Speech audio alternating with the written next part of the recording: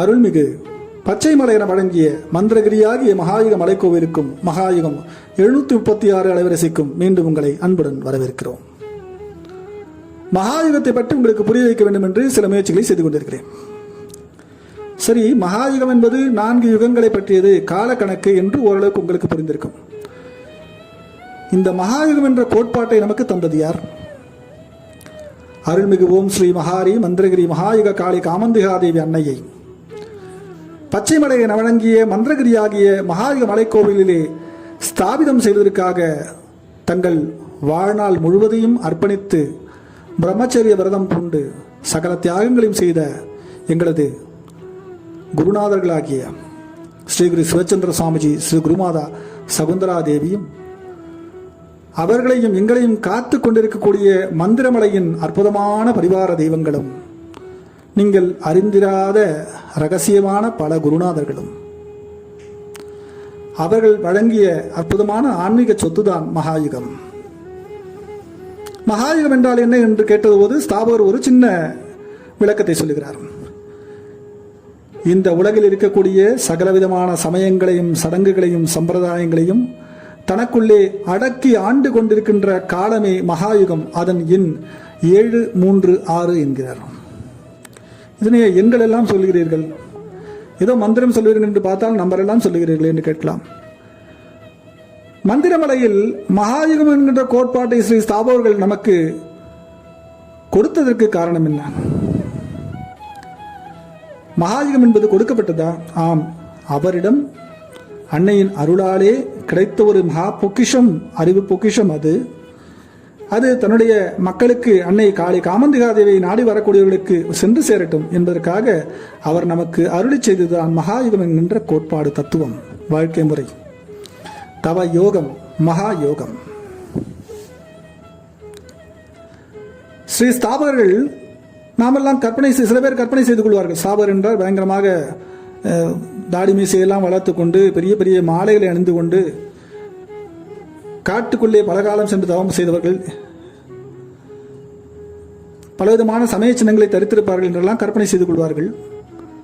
நமது பெரியவர்கள் என்றால் பொதுவாக நமது சமயத்தவர்களை அப்படித்தானே நாம் பார்க்கிறோம். ஆனால் ஸ்ரீ ஸ்தாபகர்கள் அவ்வாறாக இல்லை.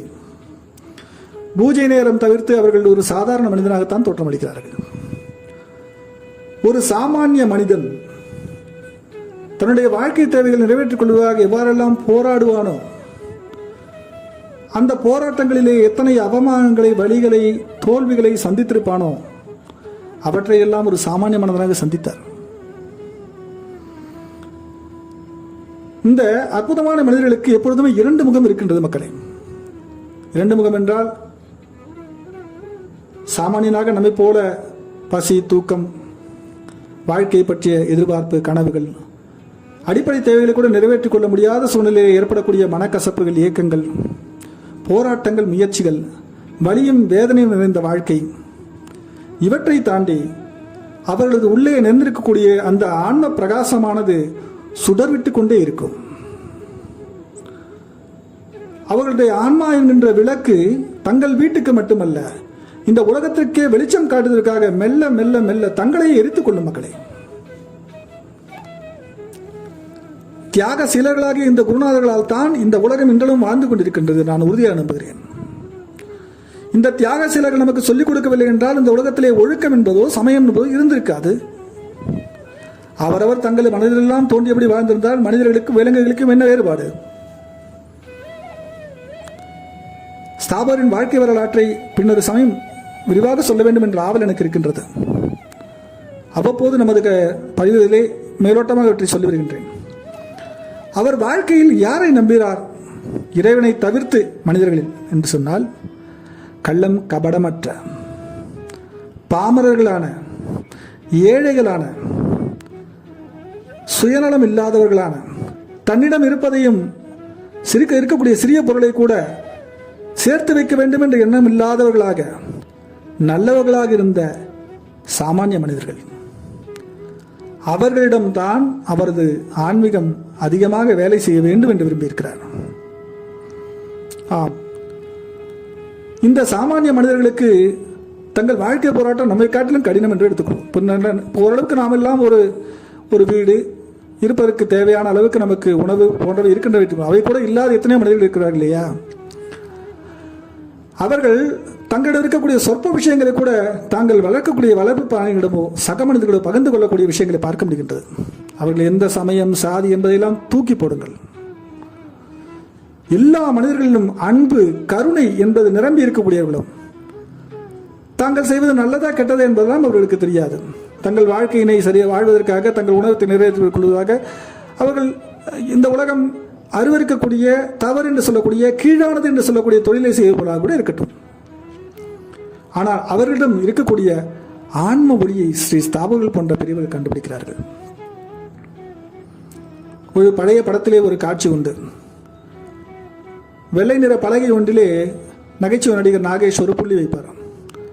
தன்னுடன் படிக்கக்கூடிய சக மாணவர்களை அழைத்து இந்த பலகையில் என்ன இருக்கிறது என்று கேட்பார்கள். எல்லாரும் சொல்வார்கள் கோரஸாக, கருப்பு புள்ளி இருக்கிறது என்று சொல்வார்கள்.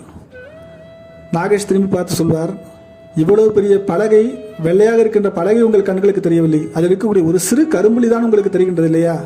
இதுதானே ஐயா மனிதர்களுடைய குணம். என்ன ஒரு மனோதத்துவ ரீதியான தாக்குதல்! நம்ம எல்லாருக்கும் அதுதான் தெரிகின்றது. ஒரு மனிதனின் பலவிதமான நல்ல குணங்களை கூட அவனுடைய ஒரு கோபம் அழித்து விடும் என்று வள்ளுவன் எச்சரிக்கிறான். கிருஷ்ணனும் சொல்லுகிறான், கோபம் மிகப்பெரிய விரோதி. கோபத்தை காட்டிலும் மிகப்பெரிய விரோதி இருக்கிறான். ஆசை, அதீத பற்று, காமம் என்ற வார்த்தையும் சொல்லுகிறார்கள். அன்னை காமந்திகாதேவிக்கும் காமத்துக்கான தொடர்பு பெற்று உங்களுக்கு பின்னர் நாள் சொல்லுகிறேன். காமம் என்பது எவ்வாறாக புரிந்து கொள்ளப்பட்டிருக்கிறது என்பதும் ஒரு வேடிக்கையான விஷயம்தான். மோகம், மதம், மாச்சரியம், அறியாமை, வெகுளி என்றெல்லாம் சொல்லுகிறோம் இல்லையா? இவையெல்லாம் இந்த சாமானிய மக்களிடம் விரவி இருக்கின்ற நேரத்திலே தங்களை உயர்ந்தவர்களாக கருதிக் கொள்ளக்கூடிய நாமெல்லாம் அவர்களை இழிவானவர்களாக எண்ணி அவர்களை அருகே சேர்த்துக் கொள்ளவும் பயப்படுகிறோம். நாம் என்ன சொல்கிறோம் என்றால், இந்த எல்லா மனிதர்களிலும் எந்த பேதம் இருந்தாலும் அவர்களுடைய சமய வழக்கம், உணவு வழக்கம் எதுவாக இருந்து போயிட்டு போகட்டும், உள்ளத்திலே நல்லவர்களாக இருக்கக்கூடியவர்கள் இறைவனை நம்புகிறார்களா? அதை மட்டும்தான் ஒரு குருநாதன் அனுசரிக்க வேண்டும், பார்க்க வேண்டும் என்று ஸ்ரீ குருநாதராகிய சிவச்சந்திர சுவாமி தன்னுடைய வாழ்நாள் அனுபவத்தில் உணர்ந்திருக்கிறார். அவர் இக்கட்டான சூழ்நிலை இருந்த சமயங்கள் எல்லாம் இப்படிப்பட்ட மனிதர்கள் யாரெல்லாம் உலகத்தாரால் சரியில்லை, இவர்களெல்லாம் சரியில்லை, அருவருப்பானவர்கள் என்று ஒதுக்கினார்களோ அவர்களெல்லாம் கூட சில சந்தர்ப்பங்களில் ஸ்ரீ ஸ்தாபகர்கள் உதவி இருக்கிறார்கள். உள்ளம் கசியும்படியாக இருந்தது அவர்களது உதவிகள். ஸ்ரீ ஸ்தாபகர் நினைக்கிறார், இவர்களை யார் கரையேற்றுவது? மனித வாழ்வுடைய உன்னத லட்சியம் என்பது ஆன்மீக விடுதலை என்று நமது சமயம் திடமாக நம்புகிறது. இந்திய தேசத்திலே தோன்றிய எல்லா சமய பிரியார்களும் இதைத்தான் உறுதியாக சொல்லுகிறார்கள். அதுதான் முக்தி என்று சொல்லுகிறார்கள். முக்திக்கு பலவிதமான பதங்கள் இருக்கின்றன. பொத்தாம்பதாக சொல்வது என்றால், இந்த உலக வாழ்க்கையிலே இந்த உடல்நிலை கொண்டு நாம் செய்ய வேண்டிய சரியான காரியங்களை செய்தால் இந்த ஆன்மா அடைய வேண்டிய சரியான இலக்கினை நாம் அடைவோம். அதுதான் வாழ்க்கையின் முக்தி. இந்த சாமானிய மனிதர்களோ பாவங்களை செய்கிறார்களே, இவர்களை யார் காப்பாற்றுவார்கள்? நீங்கள் நன்றாக தெரிந்து கொள்ளலாம். இந்திய சமயத்திலே இவர்கள் எல்லாம் பாவிகள் என்று கருதப்பட்டவரை மாற்று சமயத்தவரால் மிக எளிமையாக அவர்கள் வேறு மதங்களுக்குள்ளே ஈர்க்கப்பட்டு விட்டார்கள். நான் இங்கே எந்த மதத்தையும் குற்றம் சொல்லவில்லை, ஆனால் நடந்த யதார்த்தம் அதுதான். கிறிஸ்தவத்தையோ இஸ்லாமையோ நாம் குற்றம் சொல்வதற்கில்லை. நன்றாக நினைத்து பாருங்கள். சக சமயத்தவன் தன் சமயத்தவனுக்கு உதவாத போது மாற்று சமயத்தவன் வந்து ஒரு உதவி செய்கிறான், அதுவும் ஒரு இக்கட்டான சூழ்நிலை உதவுகிறான் என்றால் நீங்கள் சமயத்தை பார்ப்பீர்களா, உதவி செய்த மனிதனை பார்ப்பீர்களா? தர்மம் என்ன சொல்கிறது? ஆபத்தாந்தவனாக திணைத்துணை நன்றி செய்தும் பனைத்துணையா கொள்வர் பயந்தறிவார் என்ற வள்ளுவன் வாக்குக்கு நம்ப, சிறிதளவு உதவியாக இருந்தாலும் சரியான சமயத்திலே செய்யப்பட்டுவிட்டால் செய்தவனை தெய்வமாக அல்லாஹ் கருத வேண்டும். அப்படி செய்த மாற்று சமயத்தவர்கள் தங்களுடைய தெய்வத்தை அவனுக்கு போதிக்கின்ற போது அவன் அதை முழுமனதோடு ஏற்றுக்கொள்கிறான். இப்பொழுது தவறு யாருடையது? சில காலகட்டங்கள் கடக்கின்றன, நாம் சொல்லுகின்றோம் இவர்கள் எல்லாம் மதம் மாறிவிட்டார்கள் என்று. இப்பொழுது அவர்கள் நல்ல நிலையை தான் வாழ்கிறார்கள். இவர்கள் ஏன் தாய்மத்திற்கு திரும்பக்கூடாது? இங்கேதான் நமக்கு முரண்பாடுகளும் பிரச்சனைகளும் தோன்றுகின்றன. ஆன்மீக வாழ்க்கையிலே ஒருவனை ஒரு மதத்திலிருந்து இன்னொரு மதத்திற்கு மாற்றி விடுவதால் மட்டும் அவன் தன்னுடைய இலக்கை அடைந்து விட்டான் என்று நம்புவது எங்களை பொறுத்தவரை சரியில்லை என்று தோன்றுகிறது. ஒரு மனிதன் தன்னை உணர தலைப்பட்டால், அவனுக்கு சரியான வழியும் கிடைத்துவிட்டால், மதங்கள் என்பவையெல்லாம் வெறும் படிகளாக இருக்கும். அவன் அடைய வேண்டிய இலக்கு தெய்வம் மட்டும்தான். இப்பொழுதுதான் கேட்கிறோம், அந்த தெய்வம் தான் நான் யார் என்பது தானே கேள்வி. இப்போது நான் திரும்பவும் சொல்லுகிறேன், நீங்கள் எந்த தெய்வத்தை வேண்டுமானாலும் வழிபடுங்கள். உண்மையிலேயே சாட்சாத்காரமாய் நேரடியாய் உங்களுடைய தெய்வத்தை தரிசிக்க முடியும் என்றால் அதுதான் உங்கள் இலக்கின் வெற்றி என்று சொல்லுவேன். முருகப்பெருமானை கும்பிடுகின்றவன் அந்த குமார கடவுளை நேரில் பார்த்து விட்டால் அவன் ஜெயித்து விட்டான். அவனது திருவடிகளை சார்ந்து விட்டால் அவன் ஜெயித்து விட்டான். அல்லாஹ்வை உறுதியாக நம்புபவன் சுவனத்துக்குள்ளே நுழைந்து விட்டால் அவன் ஜெயித்து விட்டான். இயேசுநாதரை தன்னுடைய சொந்த ரட்சகராக ஏற்றுக்கொண்டவன் இயேசுநாதரை போலவே தன்னுடைய வாழ்க்கை முறை மாற்றி அடுத்தவருக்கு பாவம் செய்யாமல் நல்லவனாகவே வாழ்ந்து முடித்து அந்த சொர்க்கத்திற்கு சொல்லக்கூடிய தகுதியை பெற்று விட்டால் அவன் ஜெயித்து விட்டான். இந்த தமிழகம் முழுவதும் இருக்கக்கூடிய, இந்தியா முழுவதும் இருக்கிற சகல சமயங்களிலும் தான் விரும்பி தரக்கூடிய தெய்வத்தை நேரடியாக காணும் பாக்கியம் பெற்றவர்களும் அவரது அந்தந்த தெய்வங்களுடைய திருவடிகளை அடைந்தவர்களும் ஜெயித்து விட்டார்கள். நீங்கள் உங்கள் இலக்கிலே ஓடி வெற்றி பெற்றால் மட்டும்தான் போதுமானது. அடுத்தவன் இலக்கில் நீங்கள் ஓட வேண்டியதில்லை. இந்த புரிதல் தான் ஐயா வேண்டும். என்னுடைய பாதை தான் சிறந்தது, உன்னுடைய பாதை தான் சிறந்தது என்று வாதித்துக் கொள்ளுக்கு மிகப்பெரிய முட்டாள்தனம். ஸ்ரீ ஸ்தாபகர்கள் இதை சரியாக உணர்ந்து கொண்டார்கள். நாங்கள் சொல்லுவோம், ஒன்றே குலம் ஒருவனே தேவன் என்று திருமூலர் கூட சொல்லியிருக்க. நான் சொல்லுகிறோம், ஒன்றே குலம் ஒருவனே தேவன் என்பது ஒரு காலத்தில் இருக்கட்டும். நாங்கள் சொல்கின்றோம், இந்த உலகம் முழுவதும் தெய்வங்கள் இருக்கிறார்கள். முன்னமும் ஒரு பதிவிலே சொல்லியிருக்கிறேன், எத்தனை கோடி மனிதர்கள் ஆன்ம உணர்வோடு இறைவன் என்ற ஒரு பெருஞ்சக்தி இருக்கின்றது என்று சிந்திக்கிறார்களோ அத்தனை கோடி தெய்வங்கள் இந்த உலகத்தில் இருந்தால் என தவறு. அறியாமையின் காரணமாக ஜாதி தீண்டாமை இருக்கின்றது என்றெல்லாம் சொல்லிக்கொண்டு என்னை ஒரு கோயிலுக்குள்ளே என்னை அனுமதிப்பதில்லை, நான் என்னுடைய வழிபாட்டு முறைக்கு தடை செய்ய சொன்னால் நான் சொல்லுகிறேன், உனக்கென்று ஒரு வழிபாட்டு தரத்தை அமைத்துக்கொள். அடுத்தவருக்கு தொந்தரவு தராத வகையிலே.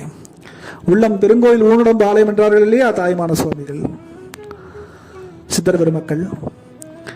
ஏன் உங்களே நீங்கள் தூய்மையானவராக சரியானவராக மாற்றிக் கொள்ளக்கூடாது என்ற அளவிற்கு நமது சமயம் சகலவிதமான சலுகைகளையும் வழங்குகிறது. எப்பொழுதுமே ஆன்மீகத்தில் ஒரு ஆபத்து இருக்கின்றது மக்களே. தன்னளவில் ஒரு திருப்தி ஏற்பட்டு விட்டால் அவன் ஆன்மீகத்திலேயோ வாழ்க்கையிலேயோ உயர்ந்து விட்டால் நினைக்கிறார்கள். நிச்சயமாக இல்லை. சரியான குருநாதன் அமைகின்ற பொழுது உங்களுடைய இலக்கினுடைய தூரம் உங்களுக்கு விளங்க தொடங்கும். தற்குறித்தனமாக ஒரு நத்தையோ ஆமையோ தனது ஓட்டுக்குள்ளே சுருங்கிவிட்டால் அது தன்னுடைய விரோதியிலிருந்து தப்பித்து விட்டது என்று எண்ணிக்கொண்டால் அது தற்காலிக தப்பித்தலாகும். அறிவுள்ள மனிதன் என்ன செய்வான்? கூட்டுக்குள்ளே பதுங்கிய நத்தையினை நெருப்புக்குள்ளே நீருக்குள்ளே அமிழ்த்து கொதிக்கின்ற தண்ணீருக்குள்ளே அமிழ்த்து கொன்றுதானையா எடுக்கிறான். உடைக்க முடியாத ஆமையோட்டையும் உடைத்தெல்லாம் தின்று விடுகிறார்கள். அப்படி என்றால் தற்காலிகமாக தப்பி போவது என்பது தப்புதல் என்பது ஆன்மீகத்தில் சரியான வழி இல்லை. அப்படி என்றால் ஏமனியமங்களையும் சரியான வழிமுறைகளையும் தெரிந்து யோக மார்க்கத்திலேயும் தவத்திலையும் பக்திலையும் ஞானத்திலையும் தங்களை நிலைநிறுத்திக் கொண்ட ஒவ்வொருவருமே தவறுகிறார்கள் என்றால் சாமானிய மனிதர்களுக்கு யார் தானே ஐயா வழிகாட்டுவது? இவர்கள் தங்களுடைய வாழ்க்கையை தங்களுடைய குடும்பத்தை காப்பதற்கு ஏதோ ஒரு தொழிலை செய்கிறார்கள். இப்படித்தான் செய்ய வேண்டும், ஏதோ ஒரு தொழிலை செய்கிறார்கள், குடிக்கிறார்கள். ஏமனியமங்களுக்கு அப்பாற்பட்ட இவையெல்லாம் சாஸ்திர விரோதம் என்று சொல்லக்கூடிய செயல்கள் எல்லாம் செய்கிறார்கள். ஆனால் உள்ளத்திலே இறைவனை நம்புகிறார்கள். தங்களால் இயன்ற அளவுக்கு தன்னுடைய சகோதரனுக்கோ தோழனுக்கோ பந்துமித்திராதிகளுக்கோ உதவுகிறார்கள். அந்த நல்ல குணத்திற்கு எது பரிசு? ஒரு ஆன்மீகவாதியாக ஸ்தாபகர்கள் அவர்கள் கொடுக்கக்கூடிய ஒரு பரிசு ஆன்மீகத்துக்கான சாவி. அவர்களையும் ஆன்மீகத்தில் இருக்கக்கூடிய ஒரு வாக்கியம், அவர்களுக்கு எளிமையாக புரியக்கூடிய ஒரு யோகம், அவர்களுக்கு சிறிதும் சலனம் இல்லாத வகையிலே அவர்கள் தங்களுடைய ஆன்மீக வாழ்க்கையிலே படிப்படியாக முன்னேறுவதற்கான ஒரு சலுகை, அதுதான் மகாயுகம் 736. மீண்டும் அடுத்த பதிவுகளில் ஸ்ரீ சிவச்சந்திர சுவாமிஜி, ஸ்ரீ குருமாதா சகுந்தலாதேவி மந்திரமருடைய வரலாறை குறித்தும் பதிவுகளோடு உங்களை தொடர்ந்து சந்திப்போம். நன்றி, வணக்கம். தொடர்ந்து ஆதரவு கொடுத்து வரக்கூடிய அன்பு உள்ளங்களுக்கு, புதிய நண்பர்களுக்கு, சகோதரர்களுக்கு நமது நன்றிகளும். ஓம் காளி, ஜெய் காளி.